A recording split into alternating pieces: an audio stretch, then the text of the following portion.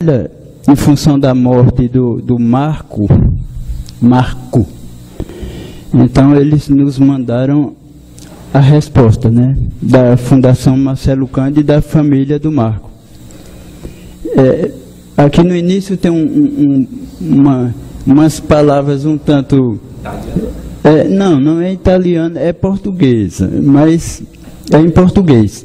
Porém, assim, mas há uma compreensão, não é bicho de sete cabeças, não. Assim como a nossa moção que foi, eles também sentiram, mas dá para entender, tranquilo.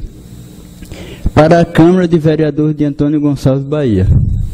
Obrigado pela participação nesse tempo em que ficamos abalados pela repentina despedida de Marco. A gente faz-se muitas perguntas, mas não tem respostas. Deus quis ele lá perto de si e de Marcelo Cândido. Esta certeza nos vem do mesmo Evangelho, quando Jesus nos diz: todo aquele que ouve estas minhas palavras e as põe em prática, será comparado a um homem prudente, que construiu a casa sobre a rocha. Marco quis construir sua casa, suas atividades, sobre a rocha do amor de Deus e do próximo. Isso nos dá a esperança de que sua vida continua presente na família, na Fundação Marcelo Cândido e em todos os que o encontraram na vida. Seu entusiasmo, capacidade, inteligência, energia na frente dos pobres, dos meninos, dos oprimidos e marginalizados, sabia se transfigurar em misericórdia, vontade de ajuda. Era o mesmo olhar de Jesus, o mesmo do Marcelo Cândido, que passava em seus olhos e pensamentos. Nós todos estamos determinados em continuar essa obra de Deus que Marco e Marcelo serviam com tanto entusiasmo e dedicação. Um abraço da família Liva e do Conselho da Fundação Marcelo Cândido. Então eu quero, me retratando, agradecer o voto dos colegas em relação àquela indicação que eu fiz. E eu gostaria, e era muito interessante e importante que fosse da forma que eu vou me expressar aqui. Era interessante que, gostaria que o líder do governo transmitisse para o governo. Eu vou estar dialogando também com a secretária de Assistência Social, no que se diz respeito ali à rua Getúlio Vargas, que fica ali do lado do Pontilhão. Eu fiz a indicação. Então, não é interessante para nós uma rua praticamente dentro da cidade que está se tornando uma rua deserta. Os moradores estão indo embora. Talvez encontre lá só 3 ou 4 casas habitadas. E essa culpa é de todos nós, porque as administrações que têm passado não têm tido o olhar que deveria ter. Me parece que o olhar da discriminação, de todos nós, de todos, contaminou também a administração. Eu acho que nós precisamos, de fato, voltar àquilo que a gente possa estar revertendo a situação. Então, se está ficando deserta, está precisando de gente. Tem casas fechadas e pessoas precisando de casas para morar. Então, a partir desse princípio, nós vamos perceber que alguma coisa está errada e que nós precisamos fazer algo. Eu acho que é assim, porque se nós procurarmos visualizar onde existe problema semelhante a esse, que não é um privilégio negativo só de Antônio Gonçalves, em outros municípios e no mundo todo existe isso, mas nós estamos pontuando uma situação que precisamos resolver, porque são pessoas, são moradores da terra, e o município ele sobrevive de número, de população, de alunos. Então, cabe a nós acompanhar essa situação para que nós possamos reverter. Que não é o bicho de 7 cabeças. Não é. Apenas a gente sentar, dialogar, encontrar alternativas para isso. Quero falar também em relação... Eu estive essa semana representando o município lá na Câmara, lá em Senhor do Bonfim, juntamente com quer dizer, quem representou de fato e de direito foi o presidente, que foi convidado a sentar lá na mesa, lá em Senhor do Bonfim. E mais o Jaime representando os trabalhadores rurais.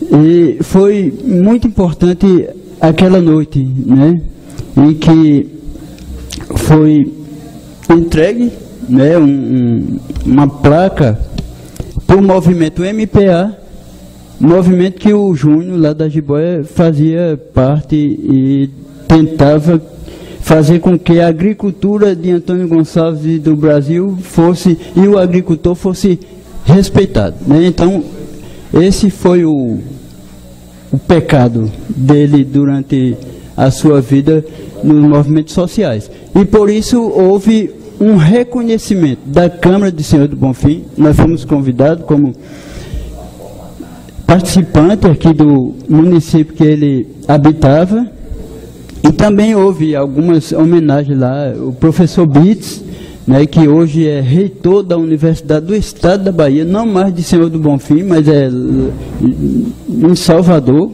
né, na UNEB, pelo vasto trabalho que o professor Bitts fez aqui em Senhor do Bonfim e, consequentemente, na região e na Bahia. E está candidato mais uma vez para a reeleição.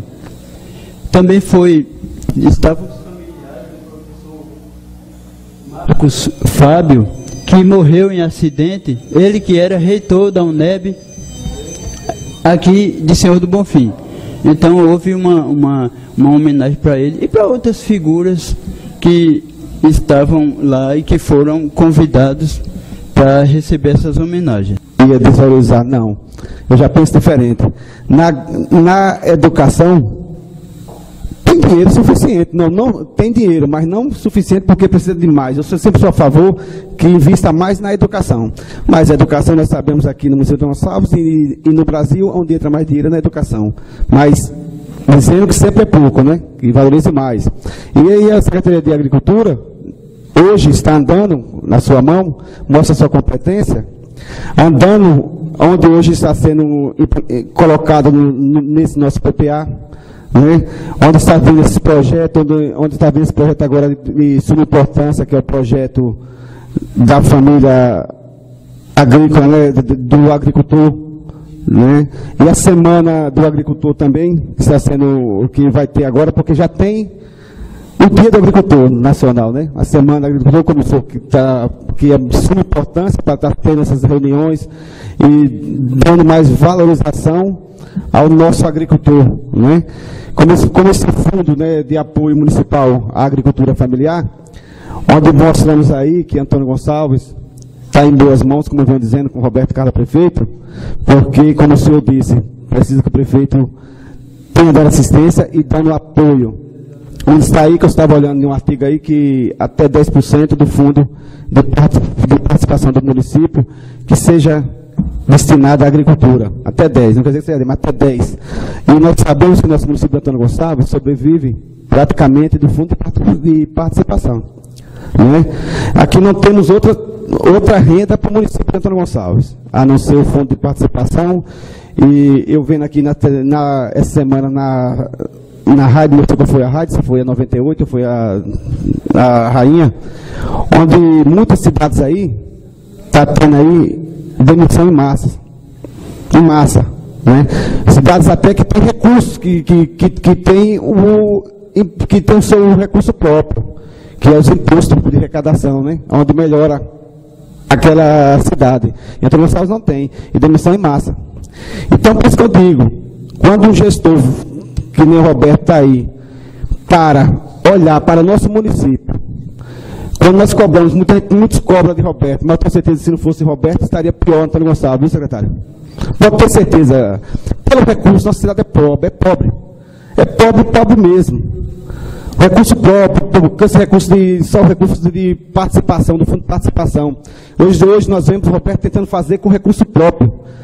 Aí eu me pergunto, por que com recurso próprio? Está fazendo porque ele está tendo amor ao erário público do município, ao dinheiro que entra no nosso município. Você não vê empresa de fora, nada de fora no nosso município pode levar o dinheiro. Porque quando você coloca uma empresa de fora, vai ter os impostos que a empresa cobra, vai ter o dinheiro que vai sair do nosso município. Então, Roberto tenta deixar o dinheiro que entra no nosso próprio município, em Antônio Gonçalves. Por isso que Antônio Gonçalves está andando. E tem 9 meses de mandato de Roberto. Não adianta. Até o fim do mandato de Roberto, Antônio Gonçalves com certeza vai ser outro. Porque quando o povo escolheu o Roberto mais uma vez, porque o povo Antônio Gonçalves é um povo inteligente, não é um povo besta, é um povo que sabe que Roberto tem amor ao dinheiro do nosso município. Por isso que Antônio Gonçalves está andando. Na maneira do possível. Na maneira do possível, porque não é fácil. Tá com essas obras aí sendo feitas com recurso próprio. Está sendo uma praça com o seu próprio. Um município que só depende do fundo de participação. Como é que ele pode, um prefeito, fazer com recurso próprio? Que a folha do dinheiro que já entra, já a folha do dinheiro para ser gastado em educação, saúde e pagar o funcionário em dias. Uma cidade pequena que dentro da sala, só pode fazer isso. Agora, com recurso próprio, mostra o prefeito que tem a dignidade de zelar com o dinheiro público do nosso município. E sempre falo aqui nessa casa, e falo porque eu, secretário, nasci aqui, minha família era de Antas, todo antes que veio para cá, que é o fumeiro, também agricultor, onde foi que Antônio Gonçalves, agricultura, antigamente era o fumo, né, Jandir? Era o fumo. Hoje, estamos aí nessa dificuldade sobre esse sertão nosso, a seca, que assola. Então, nada mais importante do que o que o Rogério fez aqui, trazer esse projeto, onde ele está... Um agradecimento, e eu gosto de olhar, olhando nos olhos, falar, olhando nos olhos. E na sessão passada aqui, eu falei sobre a questão dos evangélicos, né? A questão do dia dos evangélicos, 2 anos aí no prejuízo, sem acontecer. E isso provocou uma reunião, por sinal, já trago aqui os agradecimentos da comissão de pastores dessa cidade, na pessoa do pastor José Renato, presidente, agradecendo Vossa Excelência por ter colocado essa casa à disposição para ser feita a reunião, né, como aconteceu, e trago aqui os agradecimentos em nome do presidente, a Vossa Excelência. Agradecendo também a nobre vereadora Zete, né, eu vou falar o nome dela assim carinhosamente, irmã Zete, que esteve aqui presente. Então, a primeira reunião foi aqui nessa casa, e ontem aconteceu a segunda reunião na igreja presbiteriana, onde foi formada a comissão de pastores. Teve a votação, na democracia, presidente ficou José Renato, presidente, o vice-presidente o Edson Trindade, primeiro secretário, pastor Carlos Alberto Curaçá, e o segundo secretário, pastor Luiz Nireu Cirqueira Salles. Só relembrando que todos os 4 são pastores de igreja, igreja presbiteriana, igreja batista e outras igrejas. Então, está aqui o nosso agradecimento. E trago hoje aqui, nessa manhã, para repercussão em toda a mídia do Brasil, a questão dessa exposição do Banco Santander. Exposição satânica, exposição demoníaca, é demônio. Porque o cara pegar a imagem de Cristo,